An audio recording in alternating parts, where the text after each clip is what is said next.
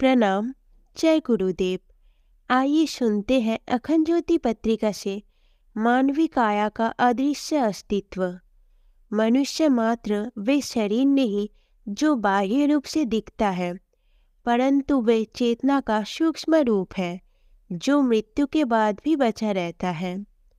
मनुष्य के चारों ओर एक ऑरा होता है जो ज्ञानी भक्त और सिद्ध पुरुषों में स्पष्ट दिखता है।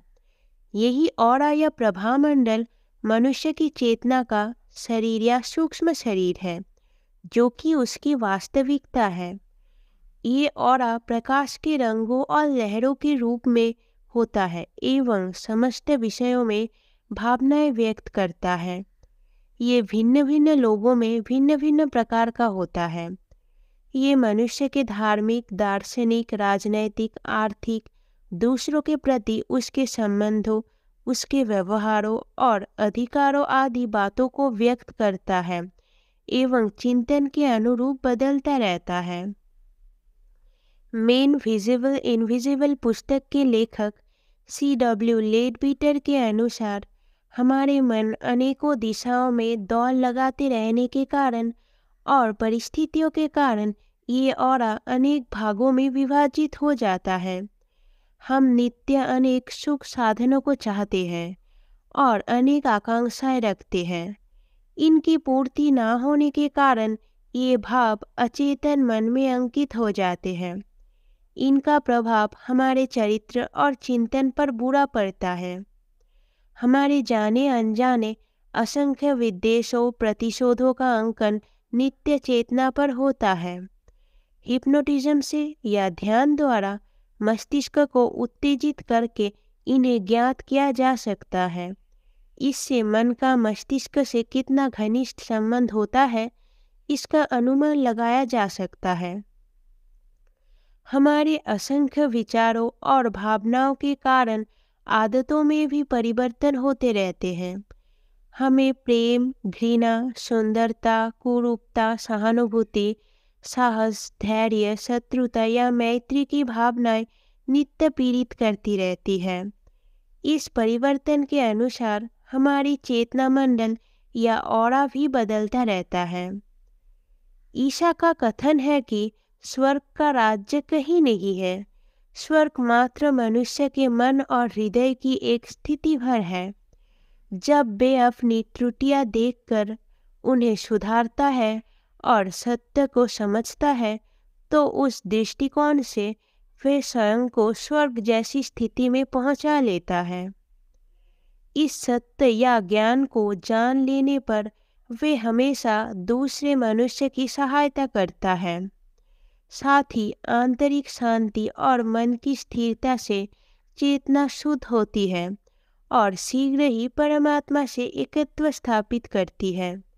वैज्ञानिकों और अनुसंधानकर्ताओं को अपने अनुसंधानों में शांति एवं स्थिरता से ही मन के नए नए आयामों का रहस्य उद्घाटन करने में सफलता मिली है। विभाजित चेतना भी एक बार अवसर मिलने पर तनावों एवं दबावों से मुक्त होकर एकत्व स्थापित करती है। इसके लिए उसका स्वतंत्र, शांत एवं स्थिर होना आवश्यक है। उसे लालसाओं, आदतों और आकर्षणों से सर्वथा मुक्त होना चाहिए। तब उसकी प्रकृति और समझदारी सही दिशा में नियोजित होती है तथा वे अपने एवं दूसरों के प्रति व्यवहार सत्य के आधार पर करता है। इससे वे समस्याओं से मुक्त रहता है और सभी परिस्थितियों एवं कठिनाइयों का मुकाबला आसानी एवं धैर्य के साथ कर लेता है। इस शुद्ध चेतना के स्वतः प्रकाशित होने से ब्रह्मांड से सीधा संपर्क कायम हो जाता है और वे वहाँ की समस्त शक्तियों का लाभ उठाता है। साधारणतः हम सोचने, सुनने और सामान्य काम करने आदि में अपनी शक्ति का एक अंश ही लगाते हैं, परंतु विपत्तियों में हम अपनी पूरी शक्ति लगा देते हैं और उससे प्राय मुक्त हो जाते हैं। ये चेतना की कुल शक्ति तब अपनी पूरी सामर्थ्य से काम करती है जो उसकी स्वतंत्रता की द्योतक है। ये अज्ञात शक्ति मनुष्य के भीतर से ही आती है। इस शक्ति का आभास मनुष्य के ऑरा के प्रत्येक भाग से होता है। ऑरा की असीम शक्ति जीवन और चेतना की एकता का प्रतीक है। डॉक्टर एनी बेसेंट के अनुसार ऑरा का प्रकाश भीतर से बाहर की ओर चक्राकार में प्रवाहित रहता है एवं ये प्रकाश अनेक रंगों में जीवन की स्थितियों को प्रकट करता है। दिव्य दृष्टा पुरुष इसे देख सकते हैं। ये स्मरण रखना चाहिए कि जीवन हमेशा वर्तमान स्थिति में होता है। भूतकाल की बातों को भूलने पर ही वर्तमान की स्थिति आती है और आत्मा या चेतना शुद्ध होती है। तब जीवन शुद्ध और स्वतंत्र होता है। यही आत्मसत्ता का शाश्वत सौंदर्य है। मृत्यु एक प्रकार का पटाक्षेप है। वे आत्मा को शुद्ध करती है और भूतकाल के अनुभवों को समाप्त करती है। शुद्ध चेतना फिर भौतिक आकर्षणों और भागदौड़ में नहीं पड़ती। परमात्मा से उसका एकत्व कभी नष्ट नहीं होता। जीवन अविनाशी है, यद्यपि शरीर का नाश हो जाता है। पूर्वार्ध दर्शन के अनुसार हर आत्मा का दोबारा फिर जन्म होता है, क्योंकि ये प्रकृति का नियम है। किंतु अपवाद रूप में कोई कोई मनुष्य अपने जीवन काल में ही चेतना को शुद्ध एवं स्वतंत्र कर लेते हैं। तब दोबारा जन्म लेना या ना लेना उनकी इच्छा पर निर्भर होता है। ऋषि, महामानव, देवदूत इसी श्रेणी में आते हैं। मनुष्य जब अपनी चेतना की क्षमता को समझ लेता है और शुद्ध बना लेता है, तब उनके जीवन एवं मृत्यु की अनेक समस्याएं एवं पीड़ाएं दूर हो जाती है। आत्मसत्ता संबंधी ये जीवन दर्शन जो भली भांति हृदयंगम कर लेता है, वे जीवित रहते हुए भी बंधनों से, कसाय कलमशों से सर्वथा मुक्त रहता है। मन को शक्ति इस प्राण शरीर या सूक्ष्म चेतना से ही मिलती है।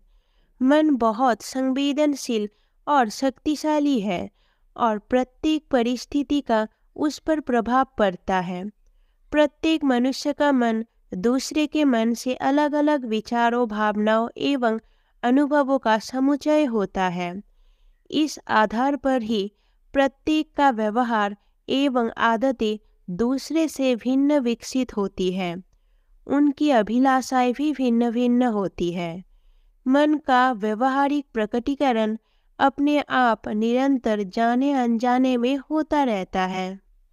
मृत्यु से शरीर नष्ट होता है, परंतु उसके सारे जीवन के अनुभव एवं उसकी सक्रियता के सूत्र सूक्ष्म शरीर में बीज रूप में विद्यमान रहते हैं।